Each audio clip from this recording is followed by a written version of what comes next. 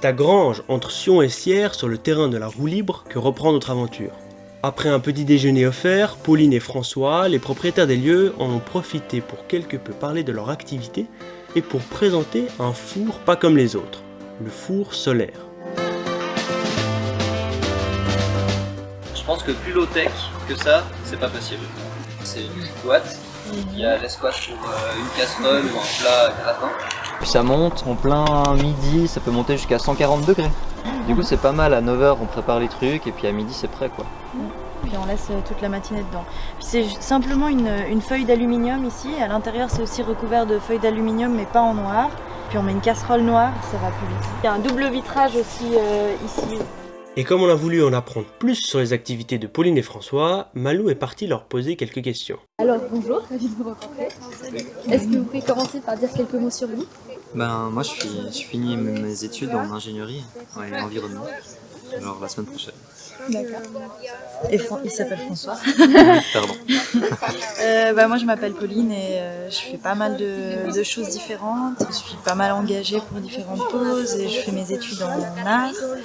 Et puis je participe à que ce lieu existe, je fais un peu de culture, d'agriculture.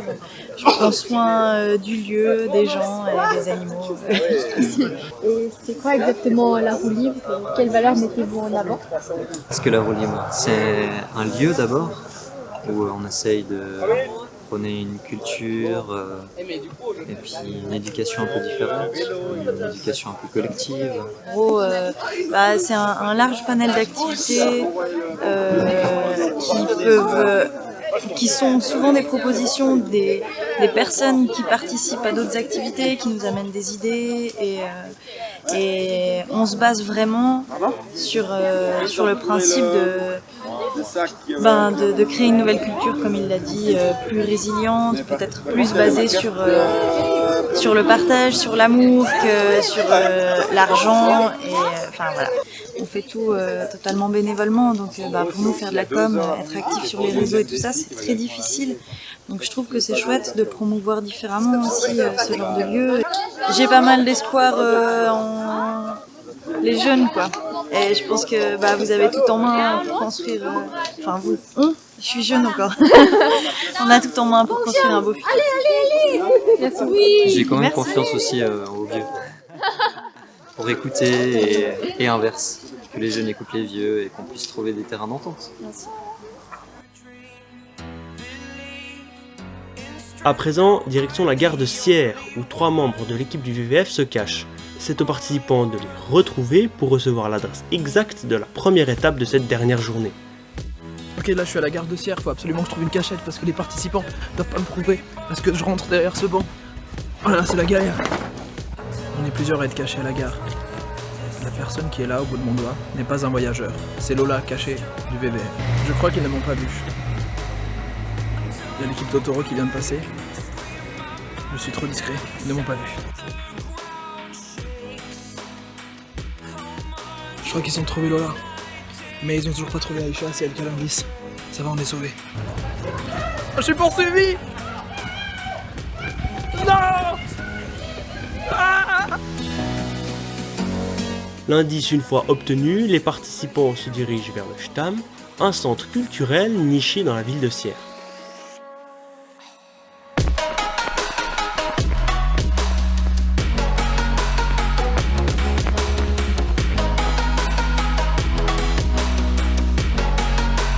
Le Stam, c'est un des projets de Satellite, une association sierroise qui propose des projets axés sur le développement durable. Mais pour vous l'expliquer bien mieux que moi, on a interrogé le président de l'association, Nicolas Fontaine. Alors bonjour. Bonjour. Est-ce que vous pouvez commencer par nous dire qu'est-ce que c'est Satellite? Satellite, c'est une association qui a été fondée en 2017 pour favoriser le vivre ensemble, la culture, le social et des projets écologiques en ville de Sierre. Et qu'est-ce qu'on trouve dans Satellite? Satellite, ça s'articule sur 6 différents projets, qui est des jardins communautaires, de la bande dessinée dans le journal, un centre culturel qu'on a appelé le Stam, un atelier partagé qui s'appelle Les Communs, une ferme urbaine avec des moutons qu'on utilise pour entretenir des espaces verts, et on a aussi un espace de coworking pour artistes qui s'appelle l'Antenne. 2 d'entre eux se trouvent au centre-ville de Sierre. Les Communs, c'est sur la route de Salkenon, Et puis c'est des endroits qui sont accessibles à tous.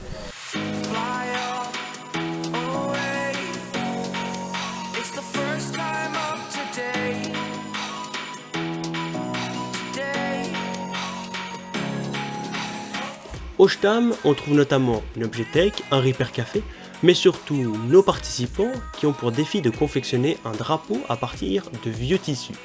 Et pour faire ça, on a fait appel aux expertes, ou plutôt à Pascal, de l'association Éthique et Tac. Aujourd'hui, vous devez faire un drapeau. Là, vous avez des tissus. Le challenge, c'est qu'il faut récupérer un bouton. Et puis, dans votre drapeau, à un moment donné, il faut mettre un bouton. Comme ça, vous apprenez à coudre un bouton.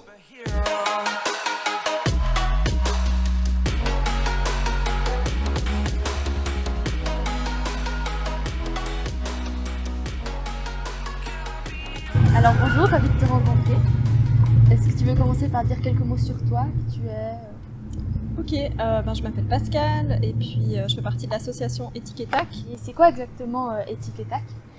Alors c'est une association qu'on a créée à Sierre en Valais pour promouvoir la mode éthique et durable. Donc le but c'est de proposer des solutions positives aux gens pour qu'ils puissent consommer de manière plus éthique, plus durable forcément, réparer aussi leurs vêtements, travailler aussi en réseau, faire des ateliers, voilà. Vraiment essayer de trouver des solutions plutôt que de culpabiliser les gens.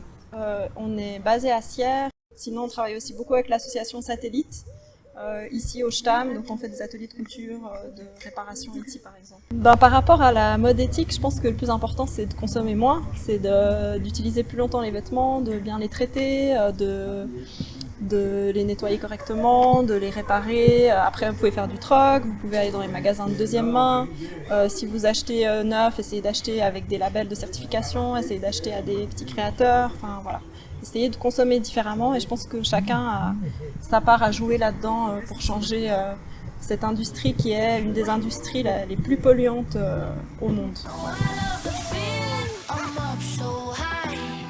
Prochaine étape, le parc naturel du Bois de Finge.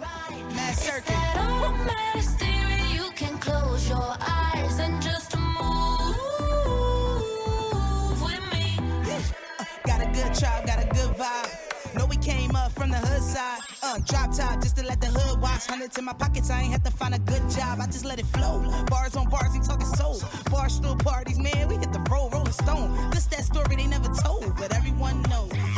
It's that sweet, that saucy. The control get bossy. No freak, get naughty.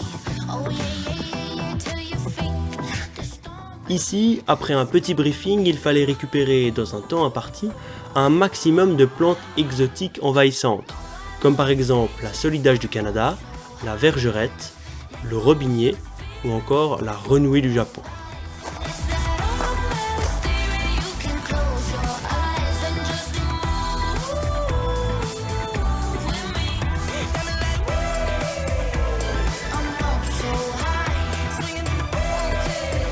La deuxième épreuve de l'étape consistait, elle, en une clean walk avec comme objectif de ramasser le plus de déchets possible en seulement 30 minutes.